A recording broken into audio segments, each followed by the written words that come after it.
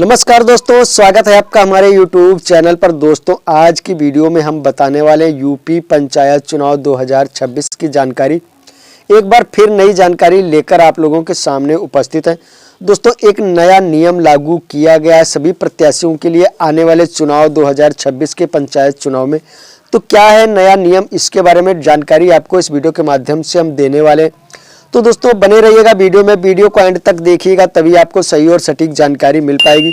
दोस्तों, वीडियो को लाइक करें। अगर हमारे चैनल पर पहली बार विजिट कर रहे हैं तो चैनल को सब्सक्राइब जरूर कर लें, ताकि हमारे द्वारा दी हुई जानकारी का नोटिफिकेशन आपको बराबर मिलता रहे। दोस्तों, आप सभी को पता है कि यूपी ग्राम पंचायत चुनाव जो है 2026 के अप्रैल महीने में होगा।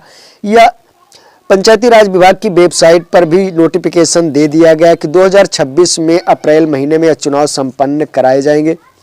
तो यहाँ पर कुछ 16 तरीके के नए डॉक्यूमेंट दिए गए हैं नए प्रत्याशियों के लिए। वो कौन कौन से डॉक्यूमेंट है, जब आप नामांकन करने जाएंगे तो वो सभी डॉक्यूमेंट आपसे मांगे जाएंगे, वो आपको पहले से ही बनवा कर रखने पड़ेंगे। तो कौन कौन से डॉक्यूमेंट है, इस वीडियो के माध्यम से हम आपको टोटल जानकारी देने वाले हैं। पंचायती राज विभाग की वेबसाइट पर यहाँ पर बताया गया पंचायत के चुनाव में ग्राम प्रधान पद हेतु पर्चा भरने के लिए क्या क्या दस्तावेज चाहिए, आओ जानते हैं। तो यहाँ पर बताया गया, दोस्तों ध्यान से देखिएगा। तो नंबर 1, पहला दस्तावेज जो नामांकन फार्म आपको दिया जाएगा। नामांकन के दौरान आवश्यक दस्तावेजों की लिस्ट यानी पर्चा दाखिल करने के लिए सबसे पहली जरूरत है वह है नामांकन फार्म। ग्राम प्रधान पद का प्रत्याशी नामांकन फार्म 4 सेट में ले सकता है। इसमें वह अपने बारे में पूरा विवरण देगा। 4 सेट इसलिए दिए जाते हैं ताकि एक में अगर गलती हो तो उसका अगला वाला सही हो, इससे प्रत्याशी का प्रचार खारिज नहीं होगा। तो इसलिए 4 सेट में आपको नामांकन फार्म लेना है। पहले 2 सेट में दिया जाता, अब दोस्तों 2 सेट बढ़ा दिया गया, यानी कि 4 सेट में आपको नामांकन फार्म दिया जाएगा। नंबर 2, यहाँ पर बहुत महत्वपूर्ण दूसरा दस्तावेज जो आपको पहले से ही आपको तैयारी करनी होगी। यहाँ पे बताया गया वोटर लिस्ट। जो भी प्रत्याशी यानी पंचायत चुनाव में भाग लेना चाहता है, प्रत्याशी बनना चाहता है, उसके पास दूसरा दस्तावेज प्रत्याशी को वोटर लिस्ट लगानी होगी जिसमें उसका नाम हो, साथ ही प्रस्तावक की वोटर लिस्ट भी लगानी होगी। प्रधान को पंचायत चुनाव लड़ने हेतु उसी ग्राम पंचायत का मतदाता होना, यानी मतलब मतदाता सूची वोटर लिस्ट में उसका नाम होना अनिवार्य है। नंबर 3, यहाँ पर जान लेते, यहाँ पर बताया गया शपथ पत्र। तो यहाँ पर शपथ पत्र आपको बनवाना होगा। शपथ पत्र आप अपने तहसील से बनवा सकते हैं, जो कि 1-2 दिन में तैयार हो जाता है। नंबर 4, यहाँ पर बताया गया जाति प्रमाण पत्र। जाति प्रमाण पत्र बहुत ही अनिवार्य है। चौथा दस्तावेज आरक्षित वर्ग का जाति प्रमाण पत्र। जाति प्रमाण पत्र की बात इसलिए की जाती ताकि पंचायत चुनाव के दौरान जहां पर पंचायत चुनाव लड़े जाते हैं जिसमें सीटों का आरक्षित यानी कि रिजर्वेशन सीटों के तहत रखा जाता है, तो ऐसे में आपको अपनी जाति प्रमाण पत्र दिखाने की जरूरत होगी।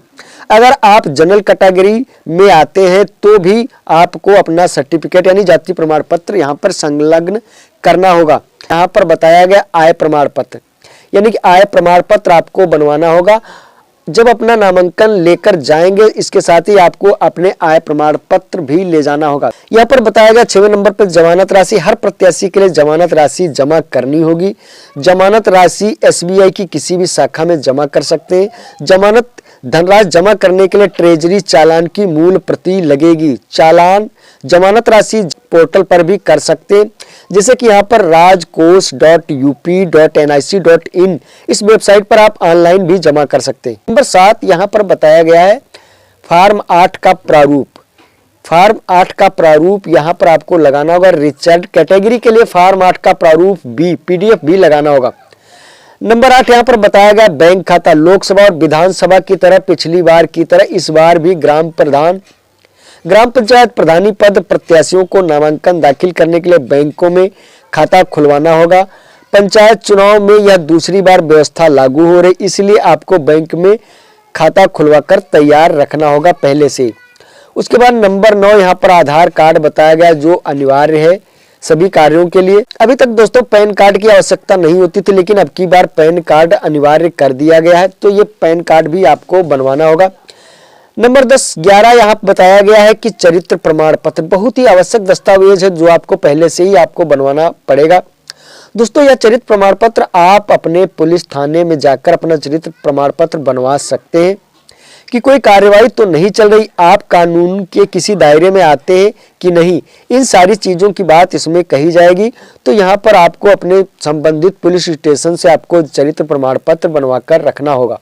यहाँ पर नंबर 12 पे बताया गया है मूल निवास प्रमाण पत्र। मूल निवास प्रमाण पत्र यानी कि आप कहाँ के निवासी, इन सब चीज़ों की जानकारी आपको देनी होगी मूल निवास प्रमाण पत्र के जरिए। इसके अलावा यहाँ पर नीचे आएंगे तो यहाँ पर आपको चल अचल संपत्ति का भी विवरण आपको देना होगा, यानी कि आपके पास कितनी चल संपत्ति है, कितनी अचल संपत्ति, इसके बारे में आपको पूरा नामांकन के दौरान वहां पर रखना होगा।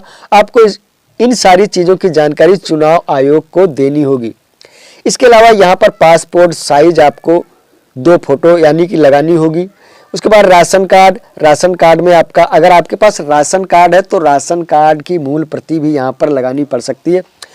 नंबर 16 यहाँ पर बताया गया अपने बारे में, अपने साथ साथ आपके कितने कागजात हैं, उन सारी चीज़ों का एनओसी लेना होगा। वह पंचायत समिति है जो आपको इन सारी चीज़ों का एनओसी देगी। तो दोस्तों ये 16 तरीके के डॉक्यूमेंट 2026 के पंचायत चुनाव में आपको देने होंगे। कुछ यहाँ पर नए डॉक्यूमेंट शामिल किए गए। तो दोस्तों पंचायत चुनाव में अगर आप भाग लेना चाहते हो, चाहे वो बीडीसी चुनाव या ग्राम पंचायत चुनाव या जिला पंचायत चुनाव हो, ये सभी डॉक्यूमेंट यहाँ पर लगने वाले।